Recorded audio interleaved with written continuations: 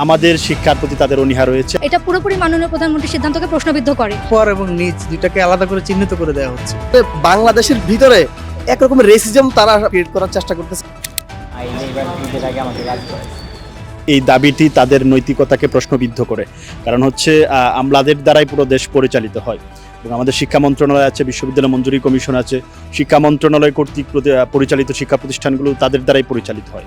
তো তারা যদি তাদের সন্তানদের শিক্ষা নিয়ে শঙ্কিত থাকেন, তার মানে তারা সারা দেশের সাধারণ মানুষের যারা সন্তান, আমরা যারা, আমাদের শিক্ষার প্রতি তাদের অনীহা রয়েছে, আমাদের যে শিক্ষা ব্যবস্থাটির প্রতি তাদের দায়হীনতার একটি সংস্কৃতি রয়েছে, যেটি তারা পাশ কাটিয়ে শুধুমাত্র তাদের সন্তানদের নিশ্চয়তার কথা তারা চিন্তা করছেন। মাননীয় প্রধানমন্ত্রী দেশরত্ন শেখ হাসিনার যে স্মার্ট বাংলাদেশের যে দুইটা মূল ভিত্তি, স্মার্ট এডুকেশন এবং স্মার্ট সোসাইটি, আমলাদের যে নেওয়া সিদ্ধান্তটা, এটা কিন্তু পুরোপুরি আমাদের মাননীয় প্রধানমন্ত্রীর সিদ্ধান্তটার সাথে একটা কন্ট্রাডিক্টরি পলিসি। এবং মাননীয় প্রধানমন্ত্রী সবার জন্য যে সমশিক্ষা ব্যবস্থা বাস্তবায়ন করতে চায়, তারা যে তাদের সন্তানদের জন্য আলাদা একটা শিক্ষা প্রতিষ্ঠান চাচ্ছে বা আলাদা শিক্ষা ব্যবস্থা চাচ্ছে, এটা পুরোপুরি মাননীয় প্রধানমন্ত্রীর সিদ্ধান্তকে প্রশ্নবিদ্ধ করে।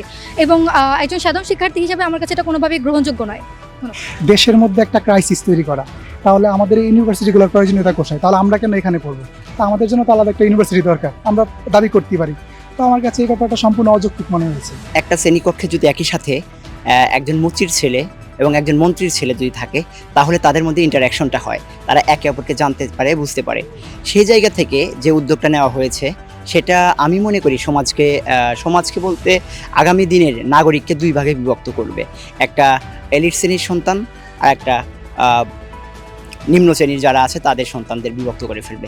টোটালি একটা অযৌক্তিক কথা, কেননা এটা সামাজিক একটা স্তর তৈরি করা হচ্ছে, যেখানে উপর এবং নিচ দুইটাকে আলাদা করে চিহ্নিত করে দেওয়া হচ্ছে। যে সারা বাংলাদেশের মানুষ একরকম আর আমলারা থাকবে অনেক উপরে। তারা এই যে তাদের ছেলেমেয়েকে একটু উপরে নিয়ে যাওয়া, এটা টোটালি একটা অযৌক্তিক কথা। আমাদের সন্তানদের জন্য আলাদা বিশ্ববিদ্যালয়ে পড়বো বা কৃষকের সন্তানরা অন্য বিশ্ববিদ্যালয়ে পড়বে, অন্য স্কুলে পড়বে, এটা কোনোভাবে ভ্যালিড না। তবে আমার মনে হয় এই জিনিসটা করা উচিত। বাংলাদেশে কোনো রকমের প্রাইভেট মানে স্পেশালি এলিমেন্টারি যে এডুকেশন সিস্টেমটা আছে, এটা সম্পূর্ণরূপে গভর্নমেন্ট আপনার সিস্টেম হওয়া উচিত। বাংলাদেশের ভিতরে একরকমের রেসিজম তারা আই থিঙ্ক তারা ক্রিয়েট করার চেষ্টা করতেছে। আর একটা বৈষম্যহীন সমাজ যদি প্রতিষ্ঠা করতে চাই, বা যেটা আমাদের মুক্তিযুদ্ধের স্পিরিট ছিল, এই জায়গাটা আমরা যদি এস্টাবলিশ করতে চাই, বা বঙ্গবন্ধু যদি সোনার বাংলাদেশ আমরা যদি করতে চাই, অবশ্যই তাদের এই ইনভ্যালিড দাবিকে আমরা নাকচ করে দিতে চাই।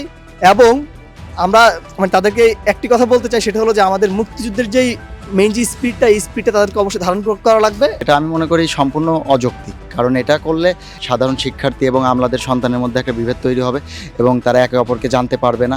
তারা একে অপরের সাথে যে চলাফেরা, আমরা যেরকম ঢাকা বিশ্ববিদ্যালয়ে পড়ছি, আমাদের এখানে কেউ কৃষকের সন্তান আছে, কেউ চাকরিজীবীর সন্তান আছে, বা কেউ আমলার সন্তান আছে। আমরা কিন্তু সবাই একসাথে চলাফেরা করি, একসাথে থাকছি, হলেও কিন্তু অনেক আমলাদের সন্তানেরা থাকে।